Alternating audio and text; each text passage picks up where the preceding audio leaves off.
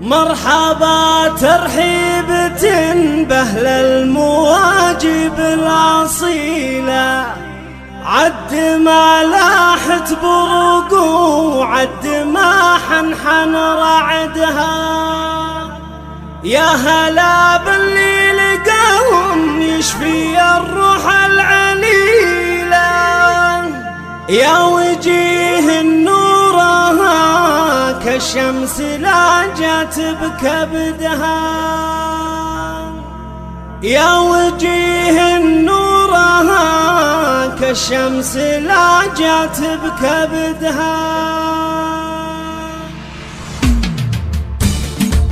مرحبا ترحيبة بأهل المواجب الأصيلة، عد ما لاحت بروق وعد ما حنحن رعدها. يا هلا باللي لقاهم يشفي الروح العليلة، يا وجيه نورها كالشمس لاجت بكبدها. مرحبا باسم الكريمة بنت الأجواد الأصيلة، أم خالد يا سعدها اليوم في فرحة ولدها. أم خالد يا سعدها اليوم في فرحة ولدها. أم خالد والمدايح كلها فيها قليلة، الزيون وصابها وما نحصيها في عددها. بنت شيخ بالكرم والطيب ما نلقى مثيله، شيخ عز وشيخ طالة والمواقف هو أسدها. من زحول الماخذين المجد وسيوفه وخيله، لابت تظفر بالأفعال الجزال وتعتمدها. لابت تظفر بالأفعال الجزال وتعتمدها. وافخري يا أم خالد فيك وانت له سليلة، ذاك راعي المرجله وللمراجل هو سندها. يا عسى الجنة مقرة والنبي فيها خليلة، جعل